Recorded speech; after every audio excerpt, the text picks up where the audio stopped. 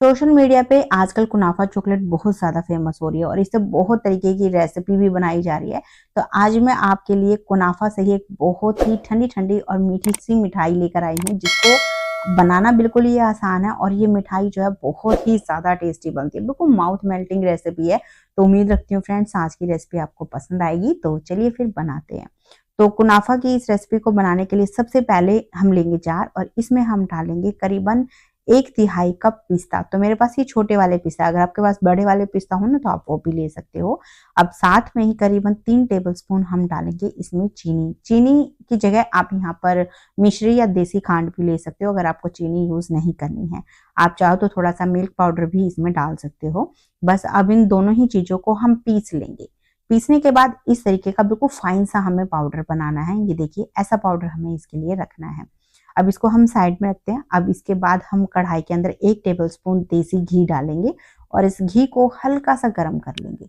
उसके बाद हमें लेनी है 1 कप बिल्कुल बारीक वाली सेवई। मैंने यहाँ कच्ची सेवई यूज की है। अगर आपके पास भुनी हुई सेवई मिलती है तो आप वो भी ले सकते हो, पर लेनी आपने बिल्कुल बारीक वाली सेवई है। यहाँ मैंने सेवइयों को अच्छे से तोड़ के यूज कर लिया। आप सादा मत तोड़ना, कभी बहुत ही ज्यादा बारीक कर दो, थोड़ा बहुत रफली आपने उसको तोड़ लेना है। अब इन सेवई को डालने के बाद इसको हम लो टू मीडियम फ्लेम पे इसको सेक लेंगे जब तक इनमें एक अच्छा सा गोल्डन कलर नहीं आ जाता। इस बीच में आपने इसको लगातार चलाते रहना है, क्योंकि आप चलाओगे नहीं तो जो सेवई काफी बारीक है ये जल जाएंगी।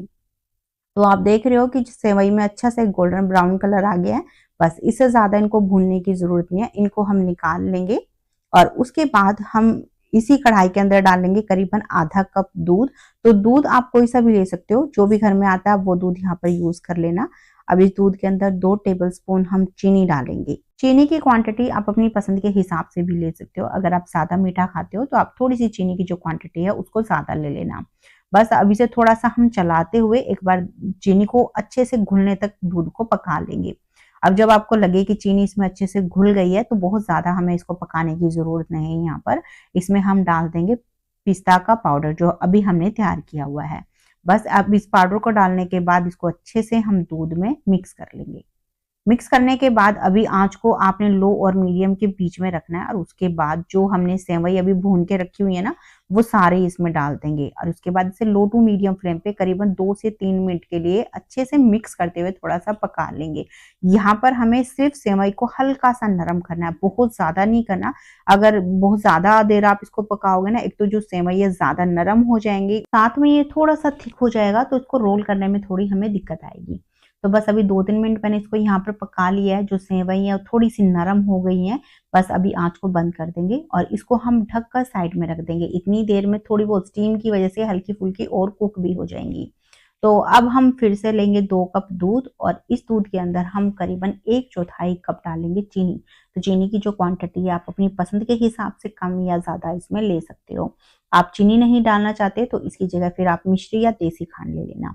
अब इसमें 1 पिंच यहाँ मैं केसर ऐड कर रही हूँ ताकि दूध में हल्का सा कलर आ जाए। अब बस इसको थोड़ा बहुत बीच बीच में चलाते हुए पहले हम एक उबाल आने देंगे। इस तरीके से जब दूध में बढ़िया सा उबाल आना शुरू हो जाए उसके बाद आंच को हम लो और मीडियम के बीच में रख देंगे और इसे 2-3 मिनट के लिए पकने देंगे। इस बीच में हमें एक बोल में लेना है करीबन 1/4 कप पानी। आप यहाँ पानी की जगह दूध भी ले सकते हो और इसके अंदर 1.5 टेबलस्पून डाल देंगे हम अरारोट।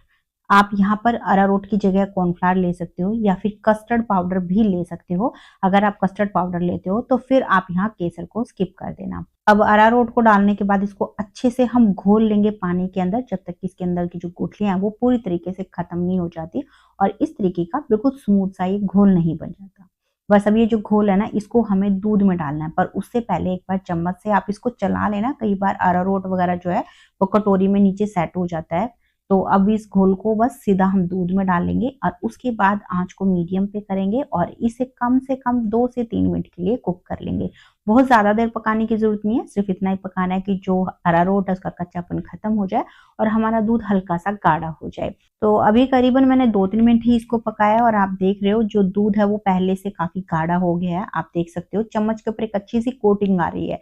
तो बस इतना ही दूध को हमें यहाँ पर पकाना है, इससे ज्यादा नहीं पकाना। अगर ज्यादा पकाओगे ना तो दूध ठंडा होने के बाद और भी ज्यादा गाढ़ा हो जाएगा, फिर आपको डेजर्ट में उसको फैलाने में दिक्कत आएगी। तो इस तरीके का थोड़ा सा पतला दूध ही हमें रखना है। अब इस दूध के अंदर मैं थोड़े बहुत यहाँ पर बादाम और पिस्ता ऐड कर रही हूँ बारीक चॉप करके। बिल्कुल ऑप्शनल है, आप चाहो तो स्किप कर सकते हो, इसके बगैर भी इसको बना सकते हो, पर डालोगे तो टेस्ट थोड़ा और अच्छा ही आएगा। तो बस अभी आँच को तो हमने बंद कर देना है और इसको हम हल्का सा ठंडा होने देंगे। अब इसके बाद यहाँ मैंने ली है सैंडविच ब्रेड। मैंने यहाँ मैदा ब्रेड यूज की है, आप यहाँ पर मल्टीग्रेन या आटा ब्रेड भी ले सकते हो। अब इन ब्रेड के जो किनारे हैं इनको हम कट कर लेंगे। इस डेजर्ट में इनको हमें यूज नहीं करना है, पर इनके किनारों को आपने फेंकना नहीं है, आप थोड़ा सा इनको सेक के मिक्सी में पीस लेना, तो ये आपके होममेड ब्रेड क्रम्स बनकर तैयार हो जाएंगे और इसे आप किसी भी स्नैक्स में यूज कर सकते हो। तो एक बार जितनी भी हमें हमारी सर्विंग ट्रे में ब्रेड की जरूरत है, एक बार हम इनके जो किनारे हैं कट करके रख लेंगे। अब हम एक ब्रेड लेंगे और बेलन से हम इसको थोड़ा सा मतलब फ्लैट कर लेंगे, हल्का सा प्रेशर देके आपने फ्लैट करना है। यहाँ पर फ्रेंड्स आप ध्यान रखना, ब्रेड हो सके तो बिल्कुल ताजा ब्रेड लेना, ताजा ब्रेड को रोल करने में आपको आसानी होगी। अगर आप थोड़ी सी पुरानी ब्रेड लेते हो ना तो रोल करते समय वो टूट जाती हैं। तो इस तरीके से ब्रेड को हम थोड़ा सा बेल कर बिल्कुल फ्लैट कर लेंगे। अब जो हमने कुनाफा तैयार किया उसको हम किनारे पे रखेंगे, थोड़ा मोटा सा फैलाकर आपने रखना है और उसके बाद इस ब्रेड को रोल कर लेंगे। देखिए बिल्कुल अगर ताजी ब्रेड आप लेते हो ना बहुत अच्छे से रोल हो जाती है, और पुरानी ब्रेड लोगे तो फिर ये यहाँ पर टूटना शुरू हो जाएगी। तो इस तरीके से पूरी ब्रेड को रोल कर लेंगे और हमें ये ब्रेड की जो रोल है ना इस तरीके से बनाकर सारे तैयार कर लेने हैं। अब इसके बाद मैंने यहाँ इस तरीके से एक कांच की सर्विंग ट्रे ली है। आप चाहो तो यहाँ पर इसको थाली में भी बना सकते हो, अगर आपके पास बर्फी की ट्रे है तो उसमें भी बना सकते हो, चकोर केक टिन हो तो आप उसमें भी इसको रख सकते हो। तो अब इस ट्रे में थोड़ा सा हम केसर वाला दूध भी डाल देंगे ताकि जो ब्रेड है वो नीचे से दूध को अच्छे से सोख करके नरम हो जाए। ज्यादा नहीं डालना क्योंकि हमें ऊपर से भी डालना है और थोड़ा सा बचा के भी रखना है। तो बस अब एक एक करके जो ये ब्रेड हमने रोल बनाया ना वो इसके अंदर हम सेट करते जाएंगे और उसके बाद ऊपर से हम फिर से केसर वाला दूध इसके ऊपर डाल देंगे। हो सके तो थोड़ा सा दूध आप बचा लेना, उसको हम सर्विंग में यूज कर लेंगे। अब यहाँ पर मैं थोड़े से पिस्ता और गुलाब की पत्तियों से इसे गार्निश कर रही हूँ ताकि जो हमारी डेजर्ट है वो देखने में और ज्यादा अच्छी लगे। आप चाहो तो यहाँ पर केसर के धागे इसके ऊपर लगा सकते हो, टूटी फ्रूटी लगा सकते हो या फिर अपने कोई भी मनपसंद ड्राई फ्रूट से इसे गार्निश कर सकते हो। तो बस अब ये जो हमारी सर्विंग ट्रे है इसको हम फ्रिज में रख देंगे करीबन 1 घंटे के लिए, ताकि थोड़ी सी ठंडी हो जाए और अच्छे से सेट हो जाए, क्योंकि ठंडी ठंडी डेजर्ट ही ज्यादा खाने में अच्छी लगती है। तो मैंने करीबन 1 से 1.5 घंटा ही इसे रखा है और आप देख रहे हो हमारी जो डेजर्ट है बिल्कुल अच्छे से सेट हो गई है और ये कितनी ज्यादा प्यारी लग रही है ना। बस इसको निकालने के लिए आप स्पैचुला या पलटा ले लेना, उससे बहुत आराम से निकल जाती है। सर्व करते समय थोड़ा सा हो सके तो केसर वाला दूध भी इसके ऊपर ऐड कर देना, जिससे ये थोड़ी और नरम भी हो जाएंगी और ज्यादा ये खाने में टेस्टी लगेंगी।